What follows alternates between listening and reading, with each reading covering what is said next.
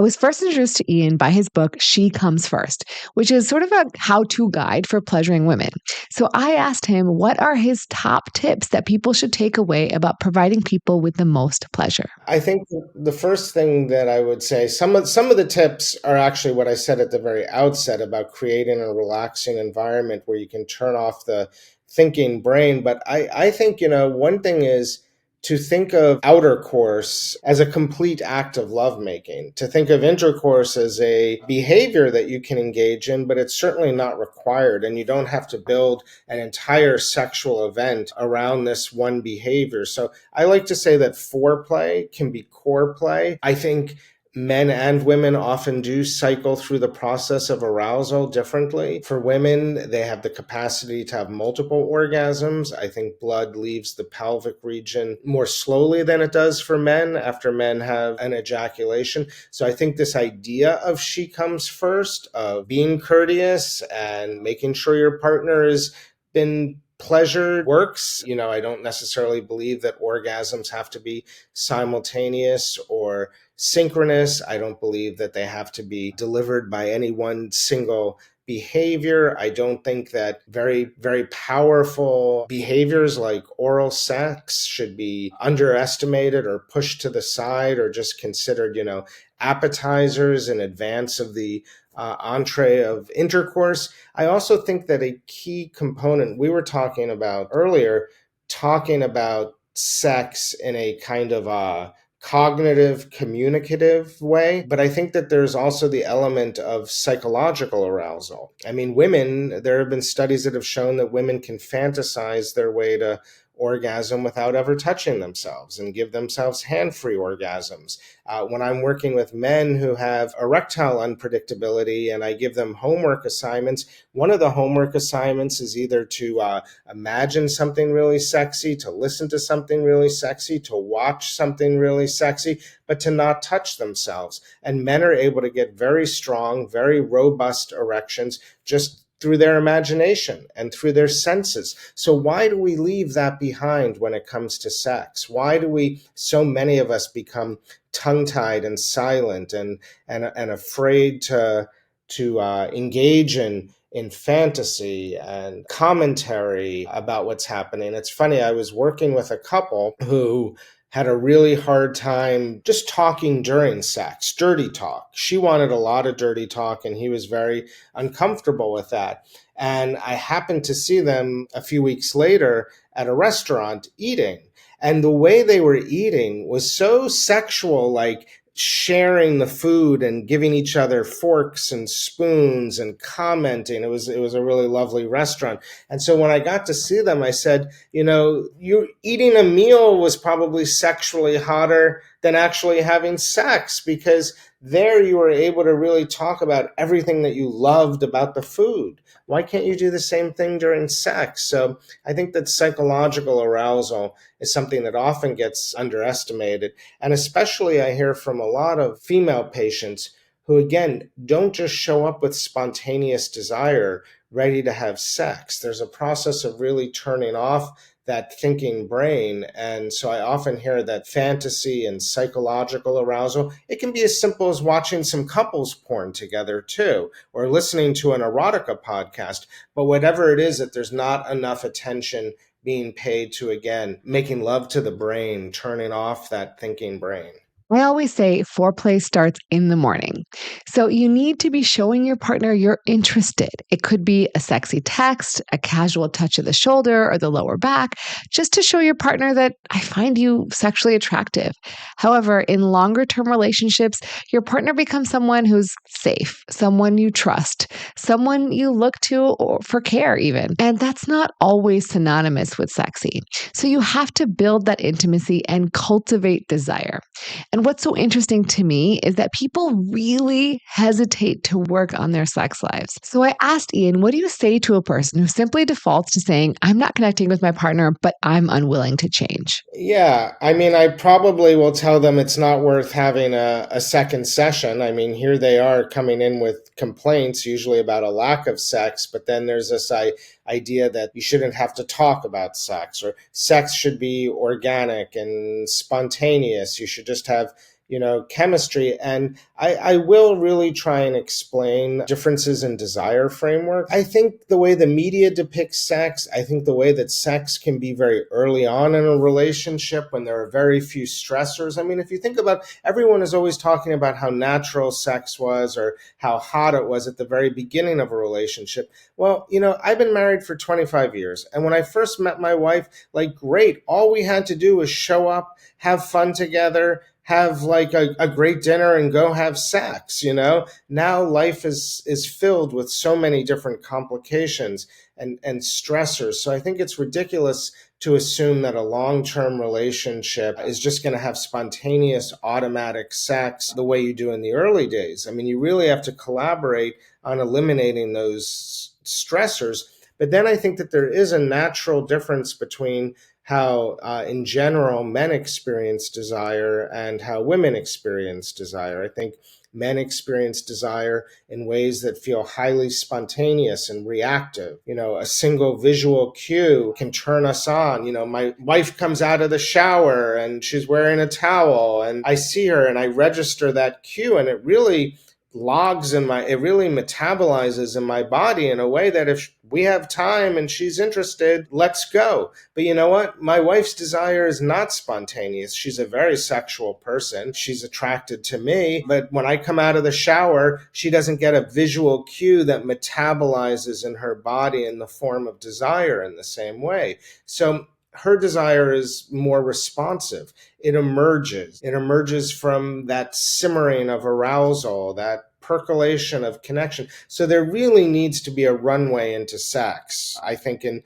most long-term heterosexual relationships. And sometimes, very often, sex does not begin with desire. Certainly from both partners. Maybe one partner feels desire and is like tapping the other partner on the shoulder, but very often for the other partner, or sometimes for both partners, desire begins with willingness. Desire begins with motivation. Desire begins with putting yourself through the motions and then letting yourself turn on. That's how responsive desire emerges. And so I think you do have to make time for that. I think you do have to work at it in terms of, this is a ritual that we care about and prioritize. In my home for years, Sunday dinner was an important ritual. It was something we prioritized. It was also work for everyone to come together. But me, my wife, my kids, the preparation. But you know what? It led to like a beautiful family meal that we had week after week that we could count on. So I think the benefits are there. And, all work, it's like work you love what you do, have sex, it's work, but there's a benefit to it. For women, oftentimes arousal comes before desire. So a partner has to be willing to be aroused and willing to participate to start feeling desire. If you're in a loving relationship and intimacy is built into that relationship, desire often comes as you start feeling aroused. Yeah, absolutely. And I think you raise a really good point, Rena, which is like, for so many couples, sex begins and ends with the event itself. What about all the time in between a sexual event? So there are studies that have shown that couples who have sex once a week have higher levels of relationship positivity than couples that don't. So let's say that having sex once a week is a nice target on average. Some will want it more, some will want it less. But what happens in the 6 days between sex? Where does your sexuality go? Where does flirtatiousness go? I sort of call it the erotic thread, the energy that connects sexual events. And I think the problem is that people think that thread or those moments, those little erotic charges that you can have, are automatically invitations to have sex. So if you show your sexual self at all and you're not planning or wanting to have sex, then you're extending an invitation that's going to be frustrating in one way or the other. And so I think we have to create a non-demand environment. And I think that is sort of the beauty of having sort of like a little more of a ritual around sex. So, the other day is like, hey, we can be sexy with each other. We can be flirty, or we can tell ourselves, hey, we're not going to have sex this week, but let me come up behind you and give you a kiss from behind, or let's just fool around and make out a little bit or share some text. I think this is where we get back to sex avoidance and sex negativity. I think any mention of sex can sometimes be anxiety provoking, but most of the time, sexiness and sexuality is not an actual invitation to have sex. It's a way of being and allowing that energy into the room. There's an interesting study that I read where they had sex therapists watch 20 women walk, 10 who had vaginal orgasms and 10 who didn't. Based on their walks, the therapists were able to guess which women were capable of having a vaginal orgasm correctly about 80% of the time. And this, they believe, is because they were more fluid in their movements, they were more energetic or free. And I think there is something to the way you carry yourself when you're open to sexuality that's a bit different than when you're not. Yeah, I think becoming comfortable with your sexual self. I'm thinking of a couple of female patients who are really successful. They work hard at work, they work hard at their relationships, they've achieved a lot. They work hard at the gym in some cases and are doing their best to look very good, but their sexual selves have been left behind. They don't have, I think, what you described, just that integrated feeling that their sexuality is with them. So I think that there is something to be said for just having good sex and knowing it's a part of life and just allowing it to integrate with all the parts of your personality. Ian previously talked about a sexual script. So I asked him, what exactly is a sexual script? When I'm working with couples and we're doing sex therapy, very often I will ask them to tell me about the last time they had sex. I want them to